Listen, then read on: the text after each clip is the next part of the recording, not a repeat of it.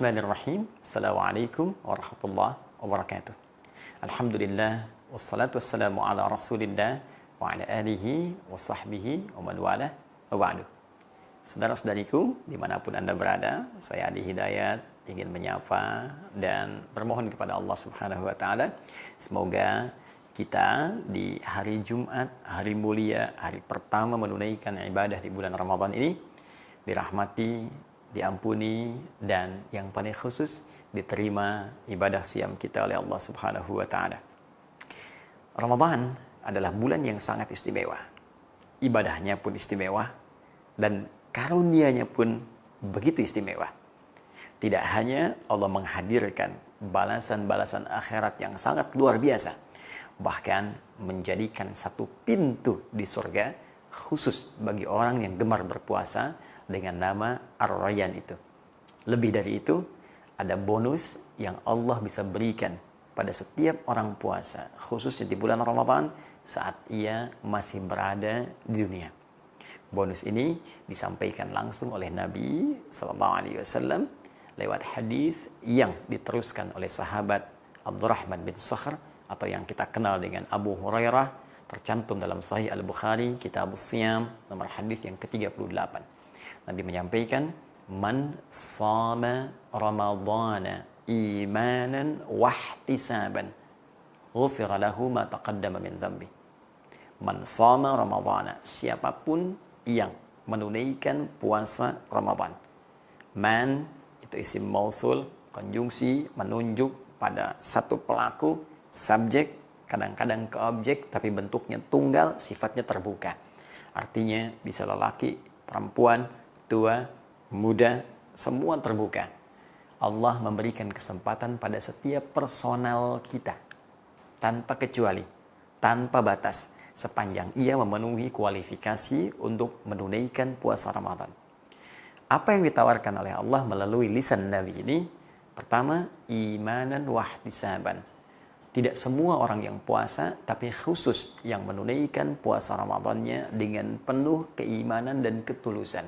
Kalimat hadisnya, imanan, dia tunaikan puasa itu dengan penuh kekuatan iman. Imanan. Wahtisaban, dan tulus dikerjakan karena Allah Subhanahu wa ta'ala. Wahtisaban. Saudaraku, apa yang kemudian dimaksudkan lewat hadis ini? Ghufira lahu ma taqaddama min dhanbi. Kata Nabi, orang yang menunaikan puasanya dengan penuh keimanan dan ketulusan karena Allah, maka ia akan mendapatkan bonus saat di dunia, diampuni semua dosa-dosanya yang telah lalu sejak ia mulai baligh sampai dengan di hari itu dia berpuasa. Bayangkan berapa usia kita dari sejak balik sampai saat ini. Ada yang 30, 40, 50 tahun, lebih daripada itu. Berapa dosa yang sudah pernah diperbuat sampai hari pertama Ramadan ini. Sampai di hari Jumat ini. Ada berita yang sangat menggembirakan, kata Nabi, dan tentunya ini langsung berita dari Allah Subhanahu wa ta'ala, disampaikan oleh Rasulullah SAW, siapa yang menunaikan puasanya, benar ditunaikannya, karena iman dan ketulusan, maka ia berpotensi digugurkan, diampuni semua dosanya sampai di hari itu dia puasa. Masya Allah. Tapi seperti apa kualifikasi orang yang menunaikan puasa dengan iman dan tulus itu? Ini yang akan saya detilkan. Kita sering bahas bahwa kalimat iman itu seringkali bersanding dengan amal saleh. Iman sering disandingkan dengan amal saleh. Dan ini selalu bergandengan satu dengan yang lainnya.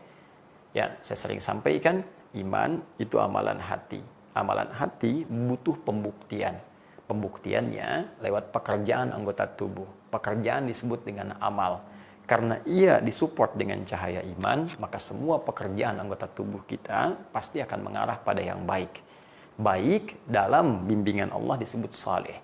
Karena itu kalau digabungkan pekerjaan dan baik menurut pandangan Allah disebut dengan amal saleh. Ya, orang yang beriman maka cahaya dalam hatinya akan membimbing seluruh tubuhnya untuk mengerjakan amal saleh. Karena itulah dalam Al-Quran sering disandingkan kata iman dengan amal saleh.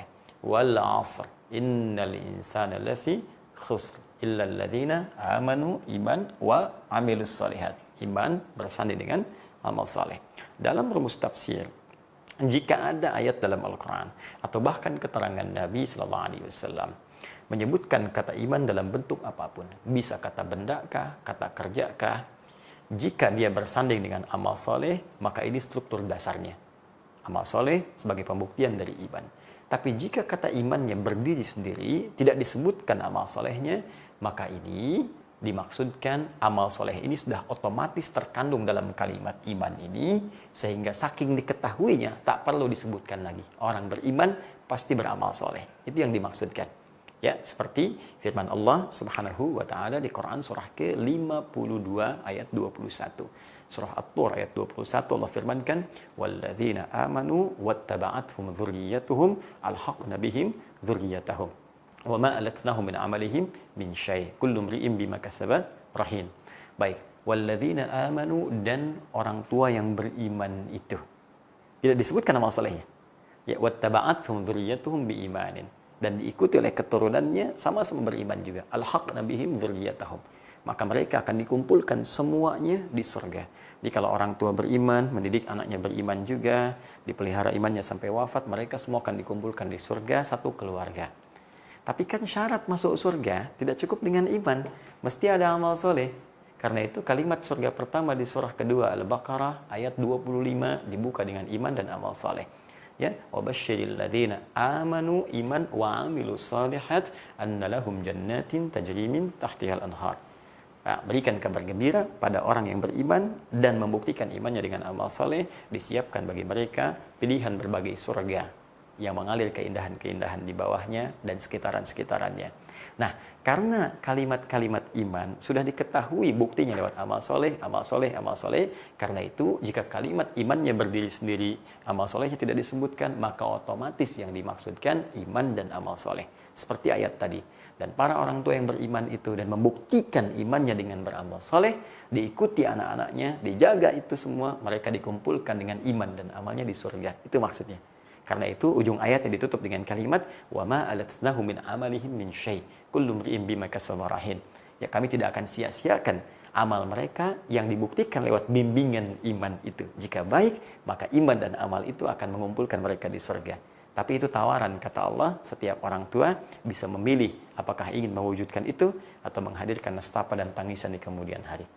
Terkait dengan rumus hadis Nabi tentang puasa Ramadan ini, karena kalimat ini disebutkan iman tunggal tanpa amal solehnya, maka sudah otomatis mencakup kalimat yang tadi saya maksudkan.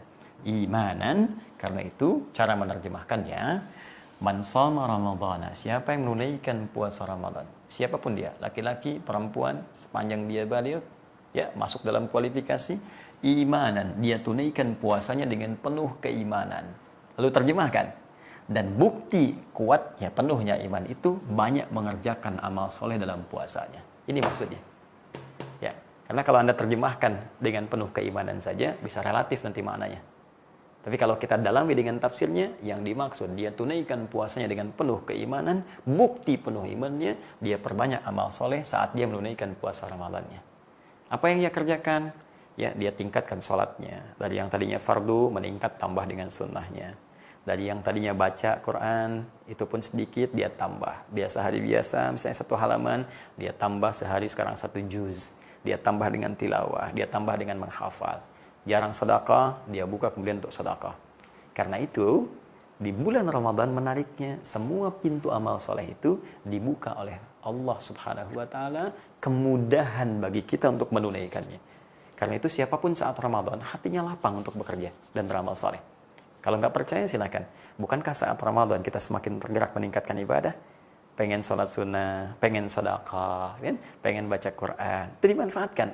Allah sudah buka seluas-luasnya. Tinggal kita bagaimana kemudian mengoleksinya dan mengumpulkan amalan yang berkualitas di hadapan Allah. Jadi ini poinnya. 1, isi ibadah Ramadan kita dengan banyak beramal soleh. Wahtisaban, dan ukur-ukur, hitung-hitung amal soleh ini supaya ikhlas. Tulus karena Allah. Ya. Jangan sampai mau tarawih karena orang tarawih, kita pun tarawih. Karena orang baca Quran, saya pun pengen baca Quran. Ya? Karena orang sedekah, saya pun pengen sedekah. Tidak. Kenapa ini penting kalimat Nabi muncul? Seakan-akan Nabi dengan bimbingan Allah sudah memprediksi akan banyak mungkin orang beramal saat Ramadan, motifnya beda-beda. Ya, mungkin karena motif ingin dipuji, ingin ria, ingin tampil, ingin macam-macam, dan sebagainya. Ya, termasuk juga doakan saya dan ustadz-ustadz yang lain, supaya kalau ta'lim itu tujuannya benar karena Allah, bukan karena ingin eksis di YouTube, bukan karena ingin cari follower, bukan karena macam-macam. Nah, itu yang paling berbahaya. Ya, jadi ukurannya kalau kita bisa beramal dengan baik, dilakukan dengan tulus, maka dua hal ini cukup kemudian menggetarkan arsy dan menjadikan Allah memberikan anugerah terindah dalam hidup kita dan petualangan kehidupan kita di dunia ini dengan mengampuni semua dosa-dosa kita yang pernah kita kerjakan saat di puasa itu. Maka dua hal ini bisa menggugurkan dosa yang pernah kita kerjakan selama hidup kita dalam periode balik sampai hari pertama Ramadan ini. Siapa yang tidak berminat? Kalau Anda bertanya, masa sih Ustadz? Sudah, kaidah ini tuntas. Kalau sudah Allah yang sampaikan, Nabi yang kemudian menyampaikan, menegaskan kembali atas petunjuk Allah itu, maka tidak perlu ada keraguan. La raiba fi, jangan pernah ragukan. Kalau masih Anda ingin logikakan, sederhana teman-teman sekalian, amal soleh ini kan banyak sifatnya. Di Ramadan dilipat gandakan. Yang biasanya 10, jadi dilipat gandakan 10 lagi jadi 100. Ya, karena dilipat gandakan, maka setiap yang kita kerjakan pahalanya lebih banyak. Bukankah setiap amal akan menutup yang buruknya? Amal soleh akan menggugurkan yang salah. Demikian rumusnya di hadis Muslim. Ya, fa in faniyat hasanatuhu, jika habis yang baiknya ini, sisa yang buruk. Kalau masih ada buruk, baiknya banyak, nutup. Jadi dosa-dosa kita yang lama-lama itu dengan taubat kita, ya, diterima oleh Allah Subhanahu wa taala, dan amal-amal soleh yang kita kerjakan menutup dosa-dosa kita. Tutup. Apalagi kemudian kita bertobat di hadapan Allah Subhanahu wa taala, maka seketika itu hilanglah kesalahan-kesalahan, dosa-dosa yang sebelumnya sempat tertuliskan. Ini anugerah yang paling besar yang mungkin kita dapati di hadapan Allah Subhanahu wa taala. Lantas pertanyaannya, jika kita berpeluang mendapatkan ini, apa ciri-ciri orang yang sudah digugurkan dosanya oleh Allah Subhanahu wa taala? Tadi Nabi mengatakan, siapa yang berpuasa Ramadan dengan penuh kekuatan iman, dibuktikan dengan mengerjakan banyak amal soleh, dikerjakan dengan ikhlas, maka itu berpeluang menjadikan Allah mengampuni semua dosanya. Pertanyaan kita, ya Rasulullah, ya Allah, apa ciri-ciri orang yang diterima puasa itu sampai dia mendapatkan ampunan dari Allah? Bagaimana tandanya orang yang dapat ampunan dari Allah? Itu yang akan kita bahas esok hari menjelang berbuka, insya Allah. Hadi Hidayah, Assalamualaikum warahmatullahi wabarakatuh.